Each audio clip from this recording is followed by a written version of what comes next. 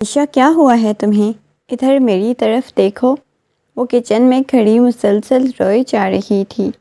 جب دانیال گھر میں داخل ہوا، اسے کچن سے رونے کی آواز آئی تو کچن میں داخل ہوا۔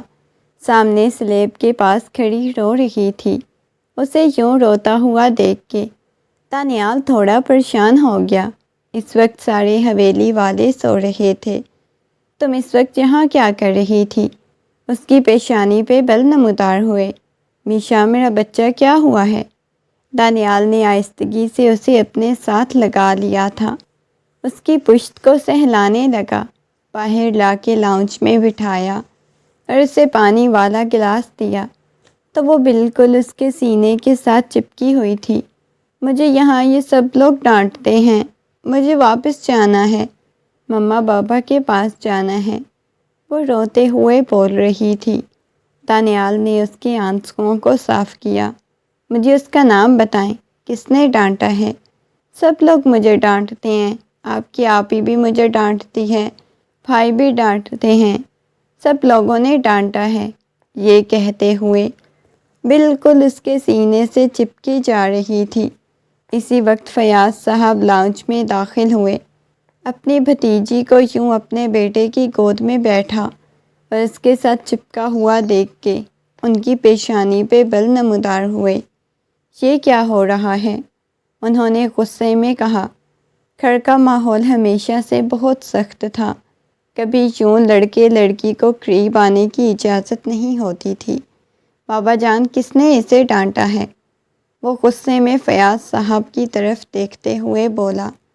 پہلے تو تم اسے اپنی گود سے نکالو، وہ سنجیدگی سے بولے تو وہ آہستگی سے اٹھ کے اپنے کمرے کی طرف چلی گئی۔ فیاض صاحب کہنے لگے، اس لڑکی کا تم کچھ زیادہ ہی نہیں آج کل خیال کر رہے، ایک کام کرو، تم اس کے ساتھ شادی کر لو۔ یہ سن کے دانیال کی پیشانی پہ بل نمودار ہوئے۔ بابا جان، آپ کیسی باتیں کر رہے ہیں؟ وہ چھوٹی بچی ہے، میں کیسے اس کے ساتھ شادی کر سکتا ہوں؟ پتہ ہے ہم دونوں کے درمیان عمروں کا کتنا فرق ہے، تو تم اسے گود میں ایسے بٹھا کے بیٹھے ہوئے تھے جیسے تم نے اس کے ساتھ شادی کرنی ہے۔ بابا جان، اسے چھوٹی بچی سمجھ کے میں نے اپنی گود میں بٹھایا تھا، آپ نے غلط مطلب سمجھا۔ اسے حیرت ہوئی تھی، اس کے بابا جان بھی اس کے بارے میں ایسا سوچ سکتے ہیں، لیکن ایک کام کرو، تم اس کے ساتھ شادی کر لو، اسے اپنی ذمہ داری بنا لو، کم از کم سب سے تو اس کی جان چھوٹے گی۔ خود تو اس کے ماں باپ کو اپنی ایک بھتیجی نہیں سنبھالی جاتی، ہاں نہیں سنبھالی جاتی۔ تمہاری ماں نے مسلسل مجھے فورس کیا ہوا ہے، اس کی شادی کر دوں، اس کی شادی کر دوں، کہیں تو ایک کام کرنا، تم اس کے ساتھ شادی کر لو۔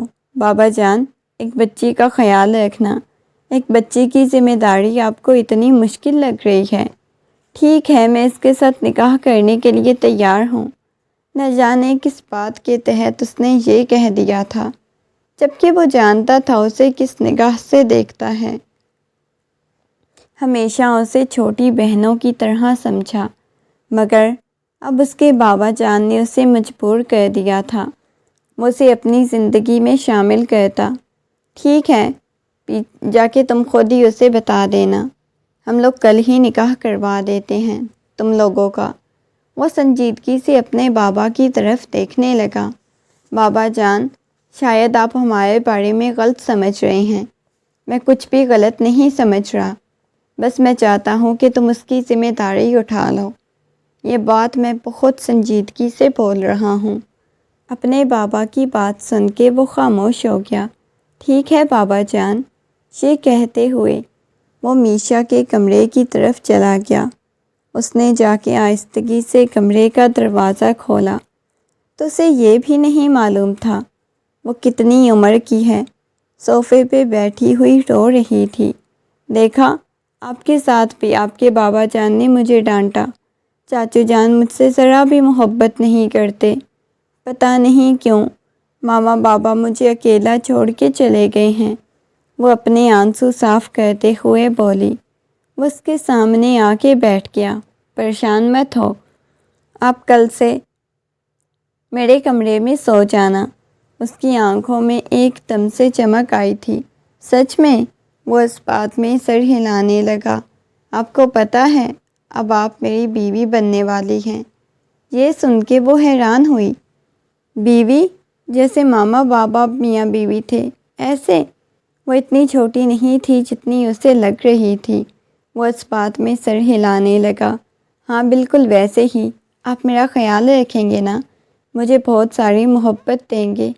اس کی آنکھوں میں چمک آ گئی تھی۔ وہ اس بات میں سر ہلانے لگا۔ ہاں میں تمہیں بہت زیادہ محبت دوں گا، تمہارا بہت زیادہ خیال بھی رکھوں گا۔ اس کا خیال رکھنے کے لیے ہی تو اس کے ساتھ نکاح کی حامی بھری تھی، تاکہ کوئی اس کے اوپر ہاتھ نہ اٹھا سکتا، کوئی اسے تنگ نہ کر سکتا۔ وہ اس کی ذمہ داری ہوتی۔ اگلے دن ٹیبل پہ جب یہ خبر نائلہ بیگم کی کانوں میں پڑی تو وہ گویا پھٹ ہی پڑی تھی۔ یہ آپ کیا کہہ رہے ہیں؟ آج شام کو میرے بیٹے کا نکاح ہے اور مجھے ابھی پتہ چل رہا ہے، وہ بھی اس لڑکی کے ساتھ۔ آپ لوگوں کو پتہ ہے اب دونوں کے درمیان عمروں کا کتنا فرق ہے؟ فیاض صاحب کہنے لگے۔ عمروں کا فرق ہے تو کیا ہوا؟ آپ ہی نے تو کہا تھا اس کی شادی کروا دیتے ہیں۔ اس کی شادی؟ مجھے تو یہی بیسٹ فیصلہ لگا کہ اپنے بیٹے کے ساتھ ہی اس کی شادی کروا دیتا ہوں۔ اور بس آج شام کو ان دونوں کا نکاح ہے۔ نائلہ بیگم نے حیرت سے دیکھا اور وہاں سے غصے سے اٹھ کے چلی گئی، جیسے انہیں کوئی بہت ضروری کام یاد آ گیا۔ شام کو سفید رنگ کے لباس میں اس کے پہلو میں دلہن بنی بیٹھی ہوئی تھی، لبوں پہ مسکراہٹ بکھری ہوئی تھی، ہاتھوں میں مہندی لگی ہوئی تھی اور مہندی میں اس شخص کا نام لکھا ہوا تھا۔ وہ شادی کے بارے میں کچھ جانتی نہیں تھی، بس اسے اس بات کی خوشی ہو رہی تھی وہ دانیال کے کمرے میں چلی جائے گی۔ اس کی آنکھوں میں چمک اتری ہوئی تھی۔ فیاض صاحب نے اسے اپنے ساتھ لگایا اور نرمی سے کہنے لگے، بیٹا ہاں بولو۔ اس نے اس بات میں سر ہلا دیا اور حامی بھری۔ ایک لمحہ لگا تھا ان دونوں کے درمیان رشتہ بدلنے میں، مگر دانیال کے چہرے پہ ایک رنگ آ رہا تھا، ایک جا رہا تھا۔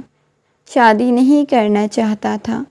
اسے بہت زیادہ بے بسی، مجبوری محسوس ہو رہی تھی۔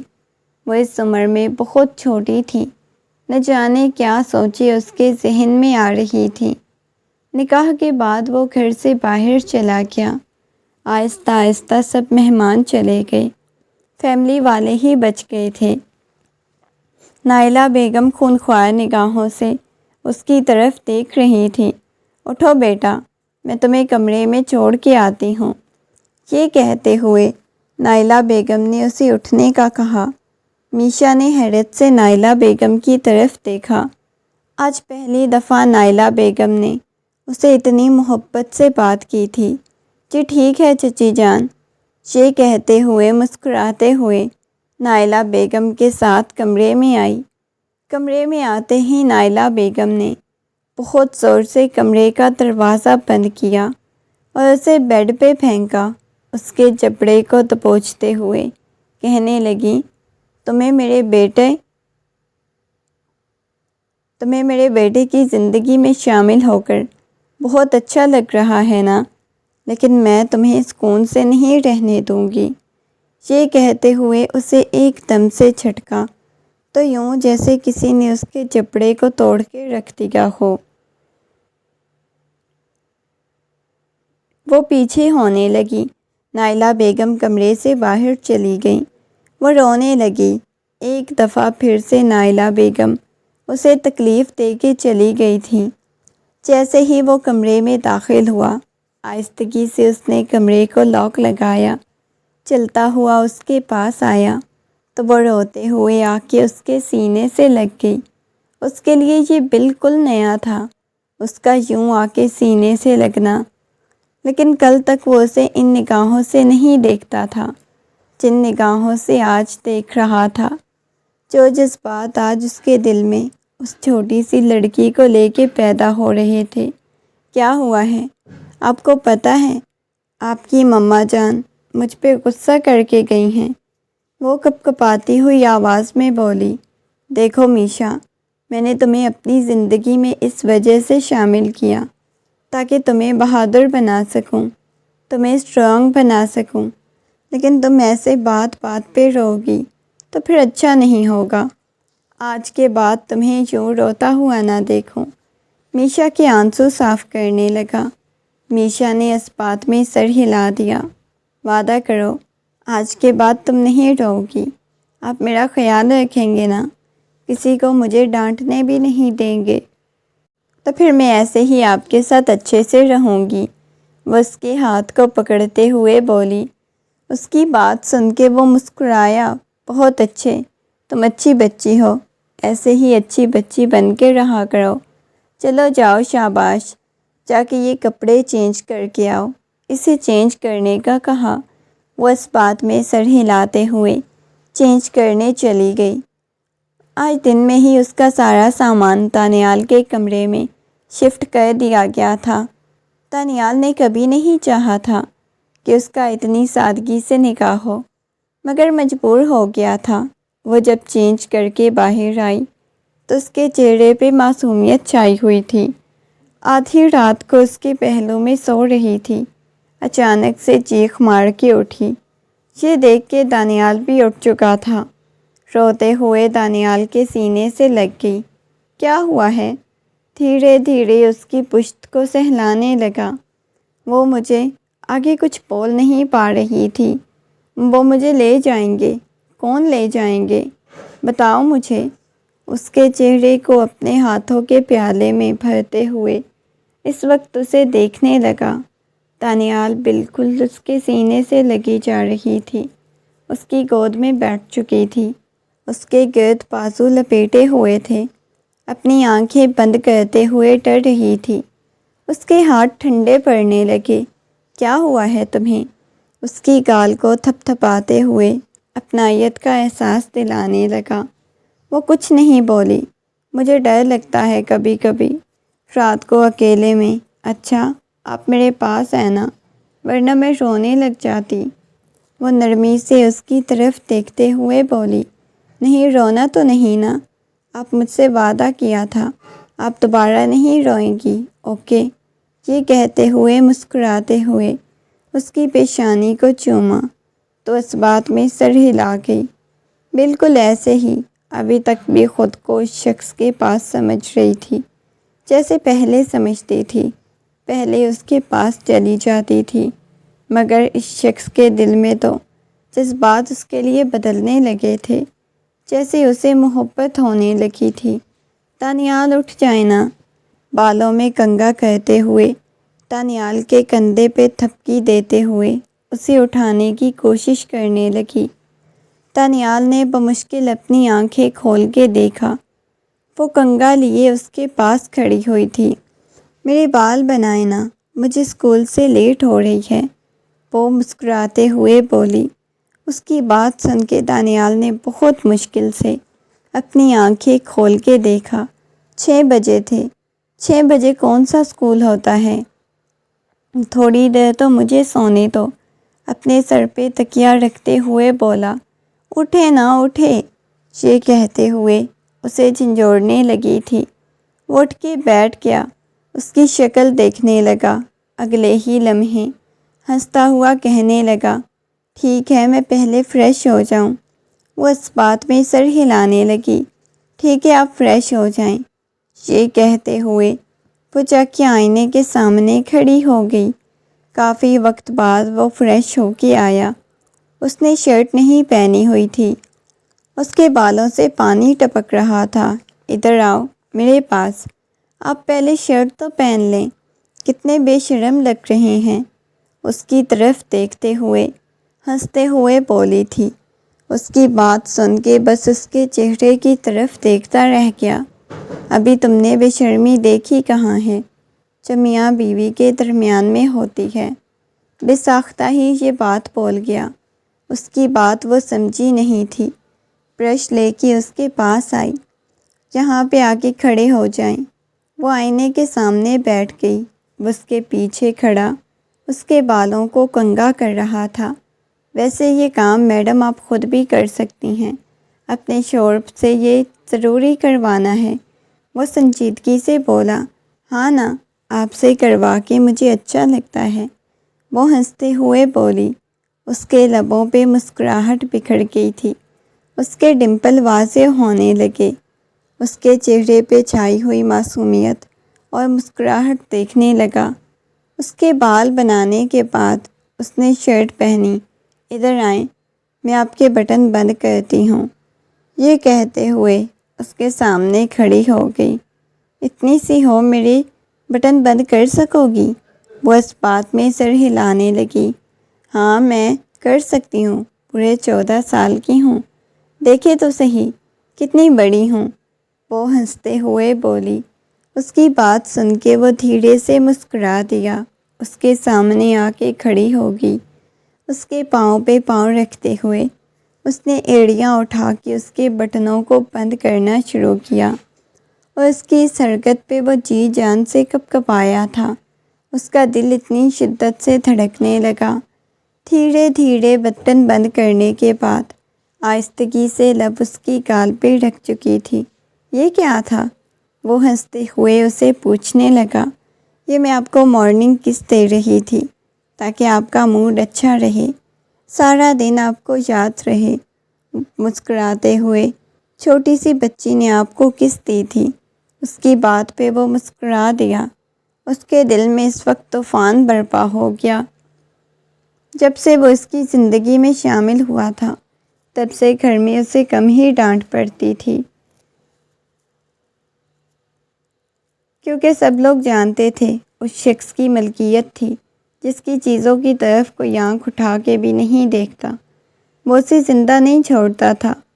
وہ تاکہ ناشتے میں اس کے پہلو میں بیٹھ گئی تھی، اپنے وجود پہ مسلسل کسی کی نگاہیں محسوس کر رہی تھی۔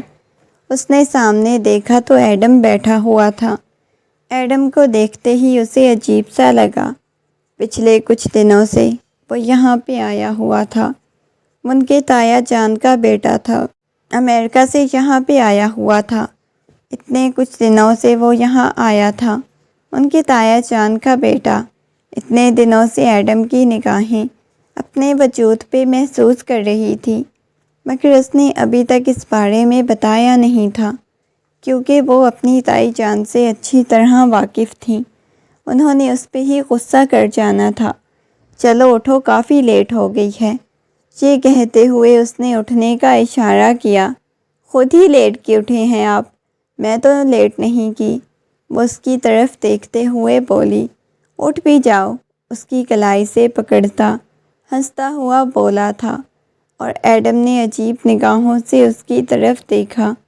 سب لوگ اٹھ کے چلے گئے، وہاں پہ صرف نائلہ بیگم اور ایڈم باقی تھے۔ دیکھ رہے ہو، ان دونوں کو الگ کرنا ہے، اس کے لیے تمہیں بلایا ہے بیٹا، بس اپنے اس کام پہ دھیان دو۔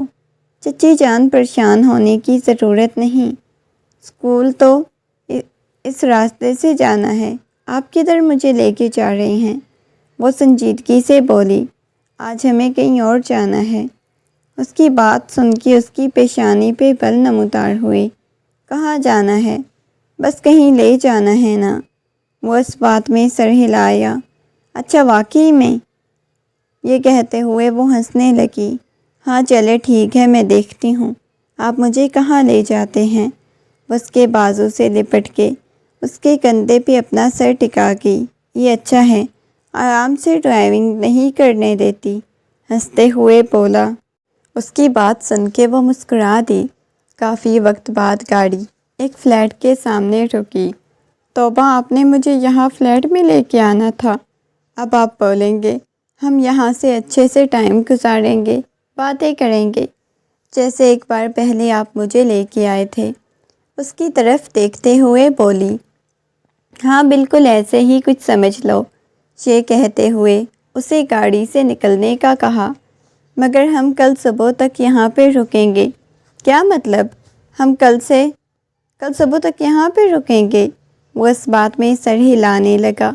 دوسری طرف سے گاڑی کا دروازہ کھولا، وہ گاڑی سے باہر نکلی۔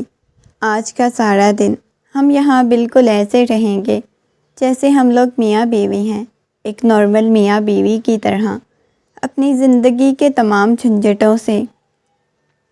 جیسے کوئی بھی چھٹی کا دن ہو، میاں بیوی ایک ساتھ گزارتے ہیں۔ آپ کو کیا ہو گیا ہے؟ آپ کی طبیعت تو ٹھیک ہے نا؟ اس کی پیشانی پہ بل نمودار ہوئے۔ وہ اس بات میں سر ہلا گیا۔ ہاں، سب کچھ ٹھیک ہے، بس کیا بتاؤں؟ یہ کہتے ہوئے وہ خاموش ہو گیا۔ ایک روم کی طرف لے گیا۔ وہاں پہ ایک بیگ پڑا ہوا تھا۔ وہ بیگ کھول کے دیکھو، جلدی سے وہ پہن کے تیار ہو جاؤ۔ اس کی پیشانی پہ بل نمودار ہوئے۔ کیوں تیار ہو جاؤں؟ مجھے بتائیں تو صحیح، آپ کے دماغ میں کیا چل رہا ہے؟ وہ تھوڑی پریشان ہوئی تھی۔ جو بھی چل رہا ہے بہت اچھا چل رہا ہے، اور یقیناً تمہیں پسند آنے والا ہے، وہ مسکراتے ہوئے بولا۔ اس کی بات سن کے وہ کہنے لگی، ٹھیک ہے، دیکھ لیتے ہیں مجھے کیا پسند آئے گا۔ یہ کہتے ہوئے اس نے وہ بیگ اٹھایا جس میں ایک خوبصورت ڈیپ ریڈ کلر کی ساڑی تھی، اور وہ اس کو دیکھ رہی تھی۔ اس کی آنکھیں حیرت سے پھیل گئیں۔ میں نہیں پہنوں گی، آپ کو پتہ ہے میں نے کبھی ایسے ڈریس نہیں پہنوں گی، وہ واپس بیڈ پہ پھینکتے ہوئے بولی۔ میری خاطر بھی نہیں پہنو گی؟ وہ اسے پیچھے سے ہگ کرتا ہوا بولا۔ اس کا دل اتنی شدت سے دھڑکا تھا، اسے اندازہ ہوا تھا اس شخص کی نیت ٹھیک نہیں لگ رہی۔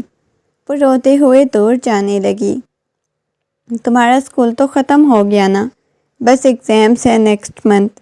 اس کے بعد وہ اس کے کان کی لو کو اپنے دانتوں تلے دبا گیا۔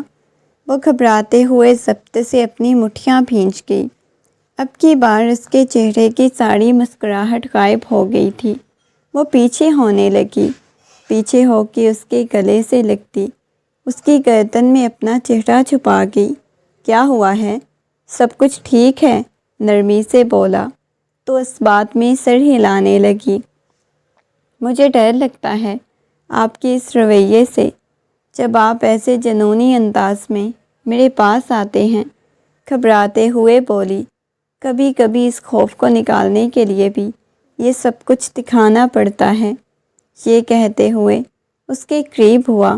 میری غربت میں جو تم ڈر جاتی ہو، نیند میں بھی میرے پاس آتے ہوئے جو تمہاری دھڑکنیں بڑھ جاتی ہیں، پہلے تو ایسا نہیں ہوتا تھا، کیونکہ پہلے میں چھوٹی تھی، پہلے میں ان فیلنگز کو، ان جذبات کو نہیں سمجھتی تھی، پہلے مجھے نہیں پتا تھا میاں بیوی کا رشتہ کیا ہوتا ہے۔ وہ یہ بات ماننے کو تیار تھی کہ اب اسے سمجھ آ چکی ہے میاں بیوی کا رشتہ کیا ہوتا ہے۔ اب سمجھ آ گئی ہے نا؟ چلو شاباش، یہ ڈریس پہنو، وہ نرمی سے بولا۔ اس کی بات سن کے وہ نگاہیں جھکا گئی۔ ابھی نہیں، رات کو پہن سکتی ہو، ہم رات تک ویٹ کر لیتے ہیں، اچھا سا دن گزارتے ہیں، کچن میں چلتے ہیں۔ یہ کہتے ہوئے اس کے بازو سے پکڑتے ہوئے کچن کی طرف آ گئی۔ اسے کھانا کھانے کا بہت شوق تھا، ہر چیز کا بہت شوق تھا۔ جب اسے موقع ملتا وہ کچن میں اس کے لیے کچھ نہ کچھ بنانے لگ جاتی تھی۔ بس وہ چاہتی تھی یہ شخص بھول جائے اور وہ رات ہونے سے پہلے اسے واپس گھر لے کے چلی جائے، مگر یہ محض اس کی خوش فہمی تھی۔ سارا دن اس کے ساتھ کھانا بنا کے اچھی طرح کھانے کے بعد شام ہوتے ہی کہنے لگی، واپس چلیں؟ وہ نفی میں سر ہلانے لگا۔ نہیں، میں کچھ بھولنے والا نہیں ہوں، تمہیں پتہ ہے میری یادداشت بہت اچھی ہے، تو اس کے باوجود تم مجھے کہہ رہی ہو واپس چلیں؟ چلو شاباش، اب کمرے کی طرف جاؤ۔ یہ کہتے ہوئے اسے کمرے میں جانے کا اشارہ کیا اور وہ چلی گئی۔ بیڈ پہ پڑی ہوئی ساڑی کو نہ جانے کتنی دیر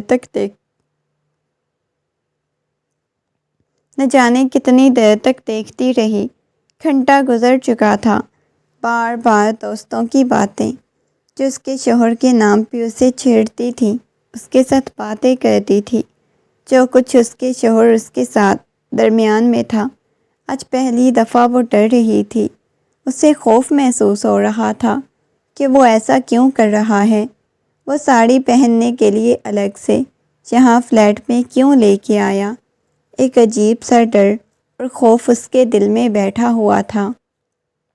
کاش کچھ ایمرجنسی ہو جائے، کاش کوئی کال آ جائے، نہ جانا پڑ جائے، یہ مجھے نہ پہننی پڑے۔ کافی وقت بعد دروازے پہ دستک ہوئی۔ کپ کپاتی ہوئی آواز میں بولی، ہاں بس ریڈی ہو کے آتی ہوں نا، ویٹ کریں۔ تقریباً رات کے 10 بجے آئینے کے سامنے کھڑی اپنے آپ کو دیکھ رہی تھی۔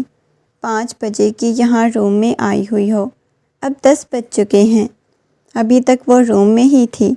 اس نے بھی دوبارہ دروازے پہ دستک نہیں دی تھی۔ آئینے کے سامنے اپنے آپ کو دیکھ رہی تھی۔ ڈیپ ریڈ کلر کی ساڑی جس کا گہرا گلا تھا، اپنے آپ کو دیکھ رہی تھی۔ وہ کہیں سے پہچانی ہی نہیں جا رہی تھی۔ اچانک اس کے دماغ میں چمکا ہوا، آج کی تاریخ، مطلب آج اس کی سالگرہ تھی، کوئی سرپرائز دینے والا تھا۔ اس نے ضبط سے اپنی آنکھیں بند کر لیں۔ صبح وہ جو اپنی عمر بتا رہی تھی اب اس عمر سے آگے بڑھ چکی تھی۔ وہ کیا کرنا چاہتے ہیں میرے ساتھ؟ بس اسے مسلسل یہی خوف ستائے جا رہا تھا۔ وہ کمرے سے باہر نکل گئی۔ ساڑی میں بہت خوبصورت اور حسین لگ رہی تھی۔ آہستگی سے دروازے پہ دستک ہوئی۔ اس نے دروازے کی طرف دیکھا۔ لبوں پہ مسکراہٹ بکھری ہوئی تھی، نہ جانے کیوں، عجیب سی شرمیلی سی مسکراہٹ بکھر گئی تھی۔ اس نے دروازہ کھولا تو سامنے بلیک رنگ کے 3 پیس میں ملبوس وہ کھڑا ہوا تھا۔ آج سے پہلے کبھی اس نے ایسے نہیں دیکھا تھا۔ ایک لمحے کے لیے اسے نگاہیں ہٹانا بھول گئی۔ اس کے سامنے اپنا شہزادہ لگ رہا تھا، پینٹ کی پاکٹ میں ہاتھ ڈالے ہوئے مسکراتے ہوئے اس کی طرف دیکھ رہا تھا۔ سلیقے سے بال سیٹ کیے ہوئے تھے، آنکھوں میں چمک تھی۔ اس کا ہاتھ پکڑنے کے لیے ہاتھ آگے کیا تو وہ باہر دیکھ رہی تھی۔ پورے فلیٹ کو اس نے سجوایا تھا۔ وہ اس قدر خود میں مگن تھی، اپنے آپ میں۔ اسے حیرت ہو رہی تھی۔ ارد گرد دیکھنے لگی۔ ڈیپ ریڈ کلر کے غبارے، بلیک کلر کے غبارے، گلاب کے پھول اور سب کچھ، ارد گرد خوشبو تھی۔ وہ ہونکوں کی طرح اس کی طرف دیکھے جا رہی تھی۔ اس کا چہرہ بالکل شرم سے لال ہو چکا تھا، جو اس نے خوابوں میں بھی نہیں سوچا تھا۔ سب اس کے سامنے حقیقت میں موجود تھا۔ اس کے ہاتھ کو پکڑتا ہوا باہر کی طرف لے کے آیا۔ وہ بالکل سہمی جا رہی تھی۔ ڈر لگ رہا تھا، خوف محسوس ہو رہا تھا۔ اس کا ٹھنڈا ہاتھ اس نے اپنے ہاتھ کی گرفت میں لیا۔ ایک ہاتھ پاکٹ میں ڈالا ہوا تھا، دوسرے ہاتھ میں اس کا ہاتھ پکڑا ہوا تھا۔ اسے لے کے آگے کی طرف چل رہا تھا۔ اس کا دل بہت شدت سے دھڑک رہا تھا۔ اسے کمرے میں لے کے آیا۔ بڑے خوابناک سا ماحول لگ رہا تھا۔ وہ بالکل نگاہیں جھکاتے ہوئے اس کی آنکھوں میں نمی تیرنے لگی تھی۔ یہ محبت، پیار، اس نے کبھی سوچا تھا اسے کوئی بھی محبت کر سکتا ہے؟ کوئی مرد اس کا اتنا خیال کر سکتا ہے؟ وہ بالکل اس کے قریب آ چکی تھی، اتنا قریب تھی کہ وہ اس کے چہرے کی طرف دیکھنے لگی۔ ہیپی برتھ ڈے، وہ اس کے کان میں سرگوشیانہ انداز میں بولا، اور وہ ضبط سے اپنی آنکھیں بند کر گئی تھی۔ آنکھوں میں سے آنسو نکلا، مڑ کے اس کی طرف دیکھنے لگی۔ اگلے ہی لمحے اس نے خشک گھونٹ بھرا، اس کے ہونٹوں کو دیکھنے لگا جہاں اس نے لال لپسٹک لگائی ہوئی تھی۔ آہستگی سے آنکھیں بند کرتا اس کی تھوڑی پہ اپنے لب رکھتے ہوئے اس کے چہرے کو اپنے ہاتھوں کے پیالے میں بھرا، اس کی پیشانی کو شفقت اور محبت سے چوما تھا۔ تم جانتی ہو تم میرے لیے کیا ہو؟ وہ اس کے ہاتھ کو پکڑتے ہوئے کیک کٹ کرنے کے بعد اسے کھلانے لگا، اپنے قریب کیا، پیچھے سے اسے اپنے حصار میں لیتے ہوئے اس کی گردن میں اپنا چہرہ چھپایا۔ تم میرے لیے آسمان کے وسط کا چاند ہو، صحرا میں کسی پیاسے کے لیے پانی کی آخری بوند ہو۔ وہ اس کے لمس کو محسوس کرتے ہوئے اپنی آنکھیں بند کر گئی تھی۔ اس کے ہاتھوں میں مکمل طور پہ نمی آ گئی تھی۔ وہ اسے اپنی طرف موڑتے ہوئے کہنے لگا، تمہیں پتہ ہے میں نے تمہیں پالا ہے۔ تم چھوٹی تھی بالکل، جب سے تم میرے جذبات کے ساتھ کھیلتی آ رہی ہو، مجھے محبت کرنے پہ اکسا رہی ہو۔ تمہیں پتہ ہے جب جب تمہیں دیکھا، جب سے میرے نکاح میں آئی ہو، تمہارے ساتھ ایک خوبصورت پاکیزہ رشتہ بنا ہے۔ میرا جی چاہتا تھا میں تمہیں ساری دنیا سے چھپا کے کہیں اور لے جاؤں، میرے سوا کوئی تمہیں دیکھے بھی نہ۔ تمہیں پتہ ہے تمہارے سونے کے بعد کئی کئی راتیں جاگ کے میں نے گھنٹوں تمہیں دیکھتا رہا، مگر میری آنکھوں کی پیاس نہیں بجھتی تھی۔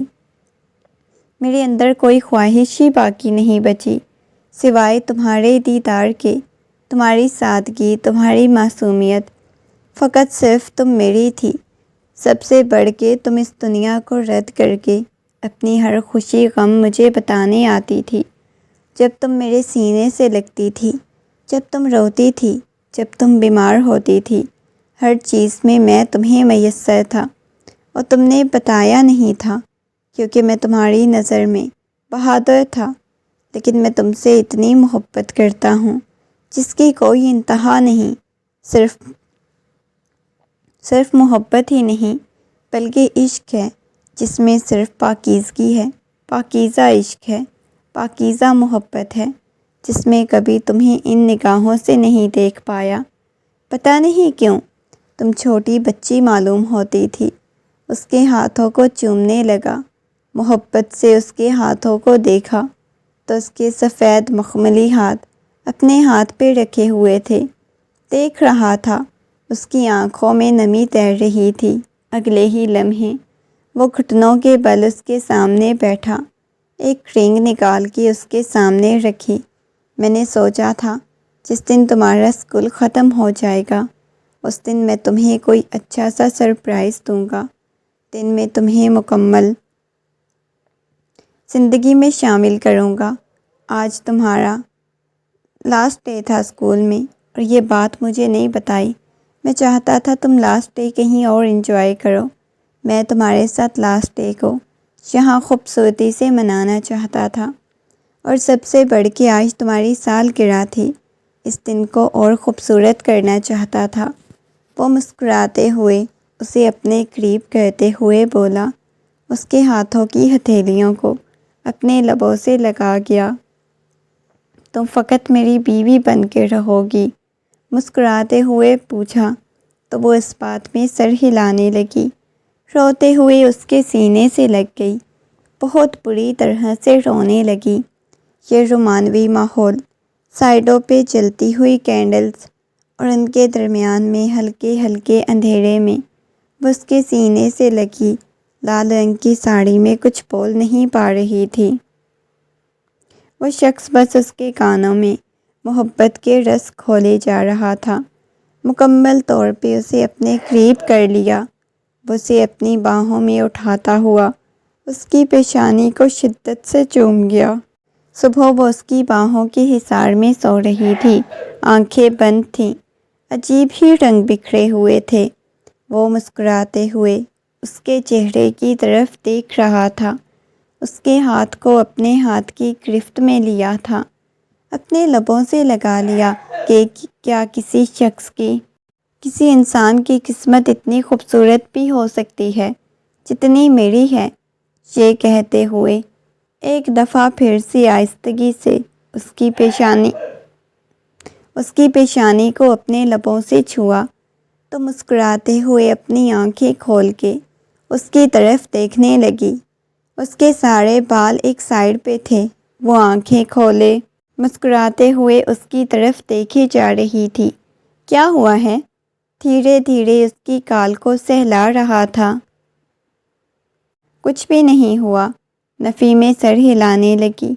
اس کے گرد بازو حائل کیے ہوئے تھے، اس کے سینے میں اپنا چہرہ چھپاتے ہوئے دوبارہ سے اپنی آنکھیں بند کر گئی تھی۔ اٹھنا نہیں ہے کیا؟ واپس گھر چلنا ہے۔ صبح سے مما کی اتنی کالز آ چکی ہیں۔ نہیں، مجھے نہیں جانا، مجھے آپ کے ساتھ یہاں پہ رہنا ہے، وہ لاڈ سے بولی۔ تو اس کی بات سن کے وہ ہنس پڑا تھا۔ زیادہ میں اچھا لگا ہوں کیا تمہیں؟ آپ تو ہمیشہ سے مجھے اچھے لگتے ہیں، یہ کہتے ہوئے مسکراتے ہوئے اس کے سینے سے لگی ہوئی تھی۔ چلو ٹھیک ہے میرا بچہ، اب مجھے اٹھنے دو، یہ کہتے ہوئے اس کی پیشانی کو چومتا ہوا اٹھ کے واش روم کی طرف چلا گیا۔ وہ رات والے لمحات سوچ سوچ کے شرم سے لال ہوئے جا رہی تھی۔ جب وہ باہر آیا تو مسلسل اس کی طرف دیکھے جا رہا تھا۔ آپ بہت اچھے ہیں، وہ دوبارہ سے مسکراتے ہوئے بولی۔ بہت شکریہ۔ وہ اپنے گلے میں ڈالی ہوئی گولڈ کی چین کو دیکھنے لگی جو رات اسے تحفے میں دی تھی۔ ابھی بھی اس چین کو دیکھ رہی تھی۔ اچھی ہے نا؟ وہ نرمی سے مسکراتے ہوئے پوچھا۔ آپ سے کم، وہ آنکھ کا کونا دباتے ہوئے بولی تو وہ ہنس پڑا تھا۔ ویسے بہت بے باک لڑکی ہو تم۔ اس کی بات سن کے وہ مسکراتے ہوئے نفی میں سر ہلانے لگی۔ نہیں، ایسی بات نہیں، میں تو بے باک نہیں ہوں، میں تو بہت شرمیلی ہوں۔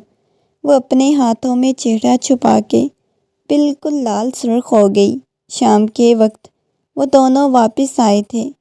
نائلہ بیگم غصے میں اس کی طرف دیکھتے ہوئے کہنے لگی، کہاں تم دونوں گئے تھے؟ نائلہ بیگم کی بات سن کے اس کی پیشانی پہ بل نمودار ہوئے۔ کیوں، کیا ہوا ہے؟ مما باہر گھومنے پھرنے گئے ہوئے تھے، اور ہم نے کہاں جانا ہے؟ نائلہ بیگم اس کے چہرے کو دیکھ رہی تھی جو کچھ الگ تھا، کچھ الگ رنگ بکھرے ہوئے تھے۔ طنزیہ انداز میں کہنے لگی، ہاں پھر اسے پڑھا بھی نہیں جاتا، اس کی ڈرامے بازیاں شروع ہو جاتی ہیں۔ تو مما کیا ہو گیا ہے؟ یہ کہتا ہوا اسے اپنے ساتھ لگا کے کمرے کی طرف چلا گیا۔ وہ ابھی اس کے پیچھے پیچھے کمرے میں آ گئی۔ دیکھے چچی جان کتنا زیادہ غصہ کر رہی ہیں، میں نے آپ کو بولا بھی تھا واپس چلے جاتے ہیں، کیوں پریشان ہوتی ہو؟ غصہ ہی کیا ہے، کوئی کھا تو نہیں لیا؟ وہ ہنستے ہوئے بولا۔ اس کی بات سن کے دھیرے سے مسکرا دی۔ کھا تو مجھے کوئی بھی نہیں سکتا آپ کے علاوہ، وہ ہنستے ہوئے بولی۔ اس کی بات سن کے مسکرا دیا تھا۔ چلتا ہوا اس کے پاس آیا۔ چلو شاباش، اب میرے ذہن پہ چھائی ہوئی ہیں، میں کیسے اسٹڈی کروں؟ یہ کہتے ہوئے اپنی آنکھیں بند کرتے ہوئے گرنے والے انداز میں اس کے سینے سے آ لگی، اور وہ اس کی اس حرکت پہ ہنس پڑا تھا۔ سچی بات بتاؤ، مکمل طور پہ آپ میرے ذہن پہ چھائے ہوئے ہیں، میں کیا کروں؟ مجھے بار بار آپ کے خیالات آ رہے ہیں، میں آپ کے سامنے کھڑا ہوں، وہ ہنستے ہوئے بولا۔ پھر بھی چلیں، آپ مجھ سے دور رہیں، جب تک میرے ایگزامس نہیں ہو جاتے آپ میرے پاس نہیں آنا، ورنہ بار بار آپ کے خیال ستائیں گے، وہ ہنستے ہوئے بولی۔ اس کی آنکھوں میں عجیب سی چمک تھی، عجیب طرح سے ہو رہی تھی۔ رات کا وقت تھا، اکیلی کمرے میں پڑ رہی تھی، جب اچانک سے کمرے کا دروازہ کھلا۔ ایڈم کمرے میں داخل ہوا۔ ایڈم کو دیکھتے ہی اس کی پیشانی پہ بل نمودار ہوئے۔ وہ اکیلی کمرے میں موجود تھی۔ ایڈم چلتا ہوا اس کے پاس آیا۔ یہاں کیا کر رہے ہو؟ اس نے نرمی سے پوچھا۔ ایڈم کمرے کو لاک لگانے لگا۔ وہ گھبرا گئی تھی۔ رات فلیٹ پہ بھی عیاشی کرنے کے بعد اب تمہارا شوہر کسی اور کے پاس چلا گیا ہے، یہ کہتے ہوئے بالکل اس کے پاس آ گیا، اس کے ہاتھ سے کتابیں لینے لگا۔ یہ کیا کر رہے ہو تم؟ اس نے گھبراتے ہوئے کہا۔ اس کے گلے سے دوپٹہ نکالنے لگا۔ انتظار کر رہا تھا، اب تو تم کنواری بھی نہیں رہی، اب تو تمہارے شوہر کو شک نہیں ہوگا، میں کچھ کر بھی لوں تمہارے ساتھ، تم بھی اپنے شوہر کو نہیں بتاؤ گی، یہ کہتے ہوئے اسے اپنے قریب کر گیا۔ وہ گھبراتے ہوئے اس سے پہلے کہ چلاتی اس کے منہ پہ بہت شدت سے ہاتھ رکھ چکا تھا۔ اس کے ہاتھوں میں عجیب سی خوشبو تھی جو اس کے ذہن پہ چھانے لگی۔ آنکھوں کے سامنے اندھیرا آنے لگا، اسے پیچھے پیچھے کرنے لگی۔ اپنے اوپر جھکتا ہوا دیکھ کے وہ چلانے کی کوشش کرنے لگی۔ وہ اس کے اوپر مکمل طور پہ جھک گیا۔ اچانک اس کے لبوں